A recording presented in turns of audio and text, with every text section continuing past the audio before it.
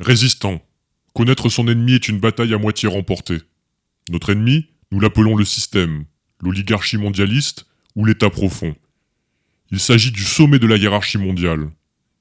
Inutile de les chercher à l'Élysée, à Matignon, à la Maison-Blanche ou toute autre résidence de marionnettes. Ce n'est pas là que le pouvoir se cache. Voici les organismes contrôlés par l'oligarchie. Bilderberg Group, Skull and Bones, Bohemian Club, Jason Group, Commission trilatérale, CIA, NSA, ONU, CFR, Vatican II, World Economic Forum, Open Society, Mnaibrit, ainsi que les différentes branches de la franc-maçonnerie. C'est bien eux que certains nomment Illuminati.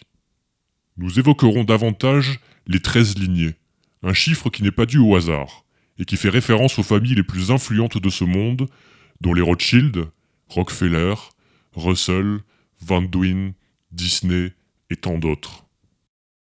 Voici celles que nous connaissons mieux au travers des médias qu'elles dirigent. Le système oligarchique, c'est d'abord une histoire de sang. Est-ce donc une surprise d'apprendre que tous ces oligarques ont un lien de parenté? Il suffit de jeter un œil à leur généalogie pour s'en faire une idée. Le pouvoir se transmet de génération en génération. N'est-ce pas là le meilleur moyen de le conserver? Nous avons là l'intégralité de la gouvernance mondiale, qui officie au travers d'institutions, d'organisations, de multinationales et de sociétés secrètes, dans des domaines clés que sont la diplomatie, la politique, la défense, les énergies, la communication, la santé et les médias. Est-ce par simple avidité de richesse et de pouvoir que cette oligarchie malmène à ce point le peuple tout entier? Sachant qu'il possède déjà tout ce qu'il est possible de posséder en termes de richesse et de pouvoir. Mais alors? Notre affirmation est la suivante. La guerre que nous mènent ces démons est davantage spirituelle que matérielle. Nous allons ici exposer quelques faits. Il n'est pas question de croire en ce que l'oligarchie croit, mais de prendre conscience que croit en ces choses-là, et au vu de l'énergie qu'il dépense dans ce domaine, nous pouvons au moins commencer à nous poser les bonnes questions. Si vous vous pensez sain d'esprit à écarter toute forme de croyance surnaturelle, c'est que vous êtes probablement passé à côté de l'essentiel. Avant tout, sachez que l'athéisme et le matérialisme ont été exacerbés dans le but de vider l'humain de toute forme de spiritualité. Il n'y a qu'à les observer pour se convaincre qu'eux n'appliquent absolument pas ce qu'ils nous imposent, dédiant une bonne partie de leur vie à l'occultisme. Si on doit juger l'homme à ses actes, alors inquiétez-vous sérieusement des leurs.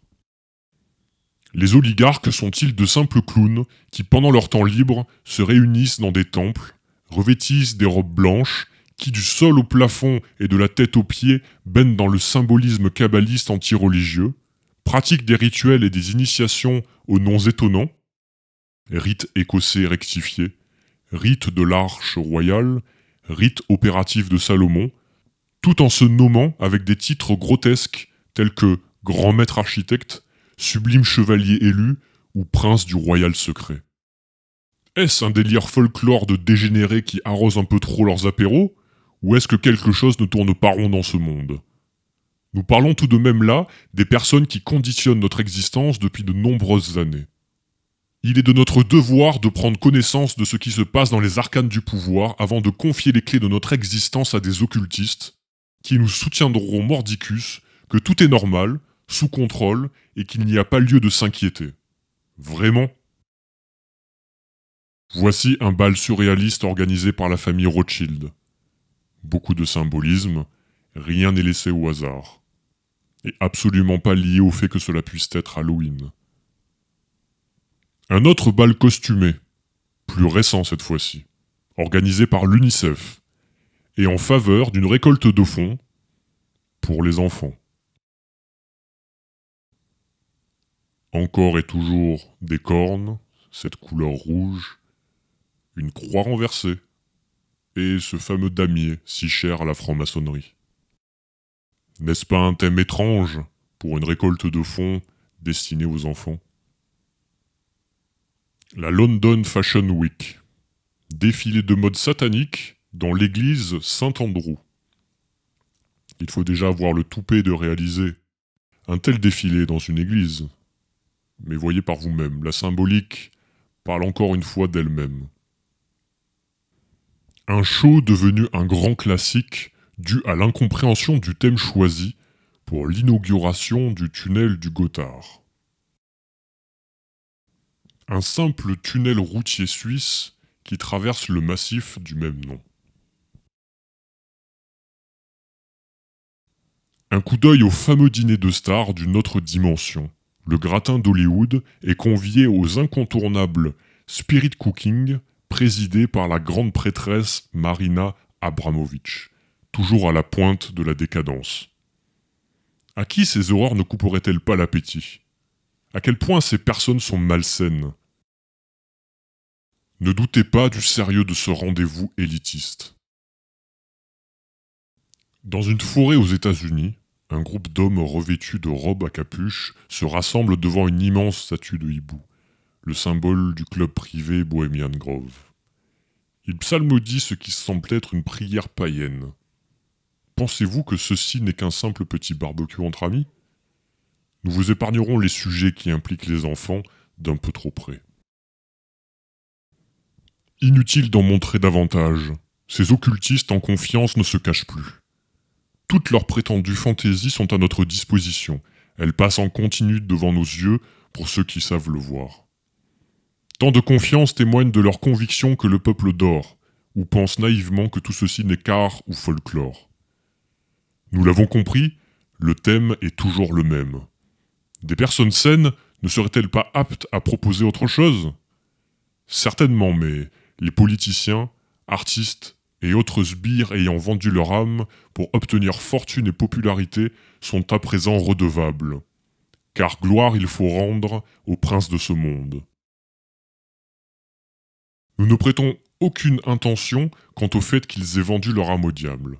Comme précisé, ils ne se cachent plus et rendent la chose publique. Comme si tout était parfaitement normal et faisait partie du spectacle. Il n'en est rien. Tout ceci est à prendre au premier degré. Si vous avez déjà entendu parler de pédocriminalité, projet Monarque ou MKUltra, alter ego et dissociation de personnalité, snuff movies, messe noire, sacrifice rituel, satanisme, magie noire, voodoo, Pizzagate, Zandvoort, adrénochrome, Epstein et tant d'autres, sachez que tout ceci est intimement lié. Si nous ne les estimons pas crédibles de prêter allégeance aux princes de ce monde, alors quelle sorte de crédibilité leur accorderions-nous pour gouverner nos vies? La résistance doit bien sûr s'organiser concrètement sur le terrain avec des actions judicieuses pour faire face aux échéances que nous impose le système.